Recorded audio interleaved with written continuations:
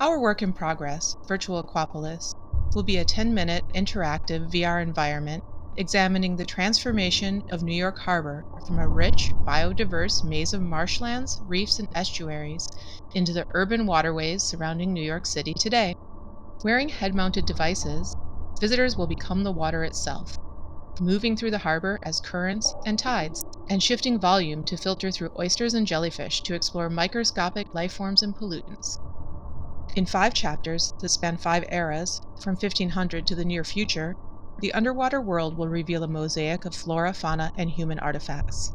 In every era, human artifacts will coalesce with ecosystems, inviting visitors to examine the challenges of stewardship in an environment from which humans are both inextricable and the driving force of change, and to imagine new possibilities for our collective role in shaping the harbor's future. Virtual Aquapolis will leverage VR's potential to explore inaccessible places and serve as a philosophical space, used to connect, not disconnect from one's environment. Informed by film and site-specific installation, the project's unique aesthetic departs from VR gaming conventions by combining 360 and 2D video with 3D atmospheric sound and interactive objects to create a rich sensory experience of the murky, ecologically complex underwater environment. While urban waterways are often considered sacrifice zones, our project examines the diversity and resilience of harbor ecosystems, challenging cultural distinctions between urban and natural by revealing how human culture works in tandem with the biosphere. Visitors will experience 500 years of human-driven transformation in 5 scenes, each depicting a key era in the harbor's underwater environmental history. Each of the 5 scenes will take place in the harbor between the tip of Manhattan and Brooklyn, where the East River and Hudson River converge with the Atlantic Ocean. In the first scene, set in the year 1500 in 𝗏𝗏𝗃𝗂𝗁, visitors encounter a bustling natural metropolis of marine mammals, fish, wading birds, reptiles, shoreline fauna, and a network of oyster reefs on the bay's floor, as well as a variety of human interactions with the water and marine ecosystems. In the next scene, New Amsterdam, colonization causes a surge in human activity on the shoreline and in the water, as the natural and human world converge in new ways.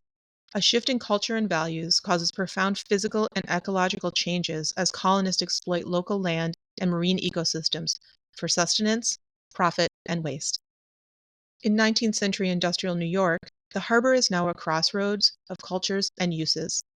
Visitors encounter a waterway teeming with diverse, often conflicted activities. Bathing, recreational swimming, and boating take place alongside oyster processing, shipping, and dumping. In post-war New York, the harbor is dark and depleted. Underwater ecosystems have been smothered and other human uses excluded by the dominance of industry. These sacrifice zones are increasingly located near poor communities and communities of color, as the harbor reflects the city's inequality. Rather than protect the harbor as a commons for future generations, humans have remade it to suit the needs of industry, to the exclusion of other uses. In the final scene, near future New York City, visitors encounter a resurgence of fish, marine mammals, and wading birds. Revitalized underwater ecosystems reflect decades of scientific study and activism. Yet, continued dumping, dredging, and development curtail economic gains, and storm surges breach shorelines. The greening of the city and its waterways recast many waterfront areas as recreational spaces, supporting gentrification and displacement. In our research and design work, we continue to explore the possibilities of novel structure and the ways in which it might serve as both a storytelling strategy and as a mechanism by which an interactive, immersive environment can become a philosophical space in which the visitor recalibrates their understanding of their relationship to the ecosystems they inhabit. To this end, one of our central creative challenges is how to use structure and design to help visitors step beyond the confines of a physical body and embrace the perspective of an entity that exists outside traditional boundaries of the human form. For this project, we aim to leverage VR's unique capacity to create a deeply immersive experience in an otherwise inaccessible place while embodying a non-human form. Virtual Aquapolis invites visitors to examine human culture from the perspective of an impartial collective entity, the water of the harbor. To address the challenge of assuming the perspective of an entity with no fixed form, Virtual Aquapolis visitors will begin by taking the perspective of a droplet of condensation in a cloud, hovering over the waterway known today as New York Harbor. Surrounded by clouds, a digital representation of the user's hand slowly disappears as the user transforms into a raindrop and falls down into the water below. Once immersed, visitors will move through the harbor as currents and tides, able to perceive their surrounding at variable scale. At times, able to see a large area of the underwater harbor. At other times, able to perceive microscopic elements as they are drawn into jellyfish and surrounded by phytoplankton, and later filtered into an oyster, able to see the bacteria inside. A high degree of atmospheric presence will aid in reinforcing the user's perspective. Arm and hand movements will create subtle currents, causing nearby flora to sway, sediment to swirl around, and floating objects to change trajectory, while the visitor's head movements will trigger a variety of atmospheric and directional sounds. The underwater scenes are constructed to bring marine ecosystems into the foreground, presenting water, flora, and fauna of the harbor as the central protagonists of the narrative. Through the project's 5 scenes, changes in the color and quality of the water function as a dramatic arc. With colonization presented as the inciting incident, the industrial era reflects a rising conflict of paradoxical human behavior driven by capitalism. The post-war era is the darkest hour for the harbor, and in the VR experience, as the consequence of human behavior pushes marine ecosystems to the brink. The last scene establishes a path towards an indeterminate resolution, suggesting both the continued progress of remediation efforts shaped by evolving human values, as well as the negative impact of ongoing practices. Recurring characters, including oysters, snowy egrets, and kelp, follow a similar trajectory through the 5 scenes. The underwater world of the VR experience reveals a mosaic of flora, fauna, and human artifacts depicted through vibrant, interactive 360 visuals and a rich soundscape, while the world above is suggested by refracted images of human activity in the built environment.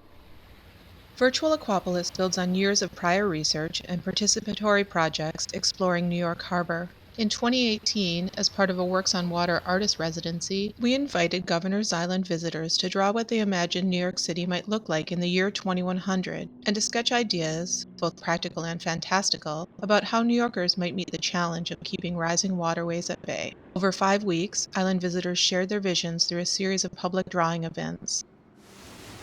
The resulting short animated film, Aquapolis 2100, explores how we collectively perceive the problem of New York City's rising sea levels.